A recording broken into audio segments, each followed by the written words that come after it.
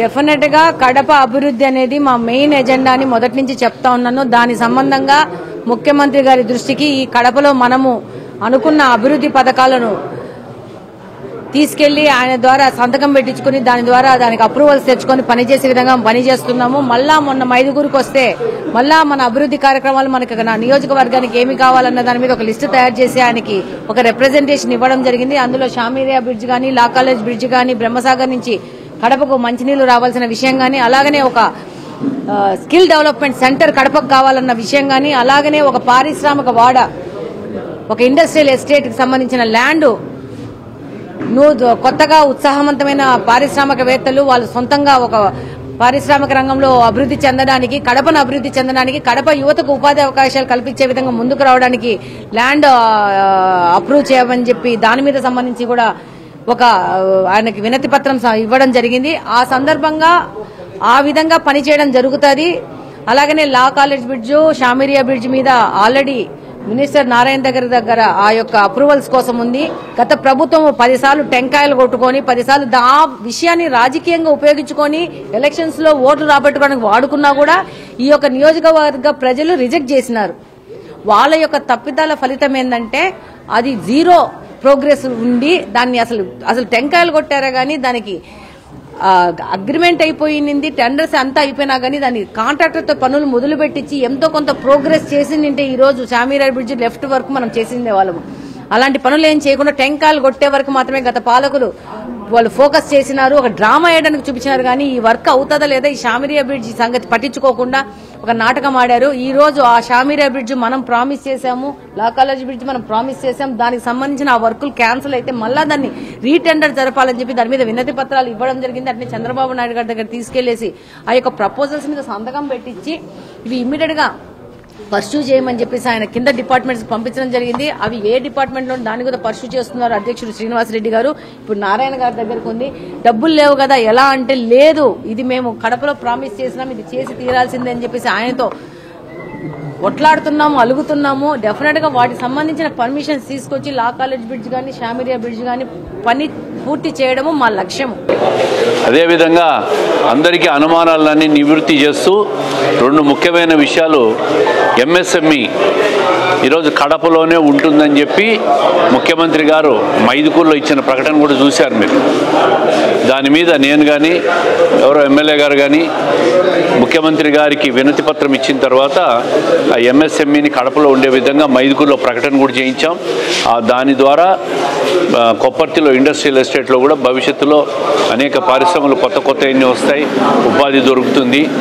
దాదాపు 1000 కోట్లతో మౌలిక సదుపాయాల కల్పనకు కొప్పర్తిలో తొందరలో నిధులు కేటాయించినారు. అవన్నీ కూడా డెవలప్మెంట్ వర్క్స్ కూడా జరగబోతూ ఉన్నాయి. రెండవ ముఖ్యమైన విషయం ముఖ్యమంత్రి గారితో ప్రకటన చేయించింది ఆంధ్రప్రగతి గ్రామీణ బ్యాంకు. ఎవరో ఉద్యోగస్తులంతా ఆందోళన చెందుతుంటారు. దాదాపు 50 సంవత్సరాలుగా బ్యాంకు కడప హెడ్ క్వార్టర్గా కార్యకలాపాలు నిర్వహిస్తూ ఉంది. అది కూడా కడపలో ఉండే విధంగా ముఖ్యమంత్రి గారు ఆర్బీఐ నుంచి స్టేట్ హెడ్ క్వార్టర్కి తీసుకుపోవాలని ప్రతిపాదన వస్తే కూడా దాన్ని ముఖ్యమంత్రి గారు తిరస్కరించి కడపలో ఉండే విధంగా చెప్పడం కూడా జరిగింది. కడప ప్రజల ఆకాంక్షలను, కడప ప్రజల అవసరాలను దృష్టిలో పెట్టుకొని ముఖ్యమంత్రి గారు ఈ ఎంఎస్ఎంఈ కానీ ఇటువంటి పెద్ద స్టేట్ సంబంధించిన ఏపీ జీపీ బ్యాంకులు ఇవన్నీ కూడా కడపలో ఉండే విధంగా కృషి చేస్తున్నారంటే భవిష్యత్తులో కడపను తెలుగుదేశం ప్రభుత్వం, కూటమి ప్రభుత్వంలో అనేక రకాలుగా అభివృద్ధిలో ముందుకు పోతుందని చెప్పి తెలియజేస్తున్నాం.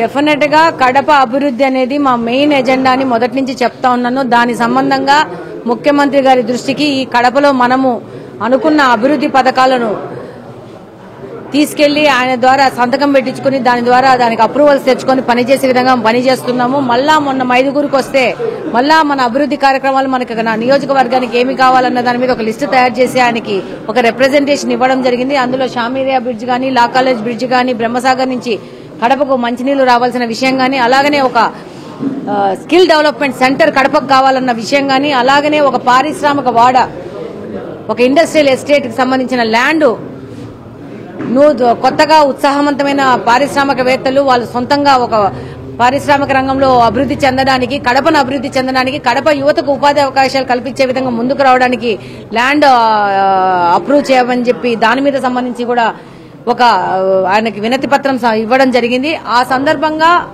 ఆ విధంగా పనిచేయడం జరుగుతుంది. అలాగనే లా కాలేజ్ బ్రిడ్జ్, షామిరియా బ్రిడ్జ్ మీద ఆల్రెడీ మినిస్టర్ నారాయణ దగ్గర ఆ యొక్క అప్రూవల్స్ కోసం ఉంది. గత ప్రభుత్వం 10 సార్లు టెంకాయలు కొట్టుకొని 10 సార్లు ఆ విషయాన్ని రాజకీయంగా ఉపయోగించుకొని ఎలక్షన్స్ లో ఓట్లు రాబట్టుకోవడానికి వాడుకున్నా కూడా ఈ యొక్క నియోజకవర్గ ప్రజలు రిజెక్ట్ చేసినారు.